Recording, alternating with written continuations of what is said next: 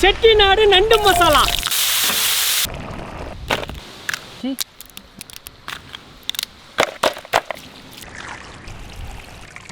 oil, கடுகு, சோம்பு, சின்ன வெங்காயம், கருவேப்பிலை, நாட்டு தக்காளி,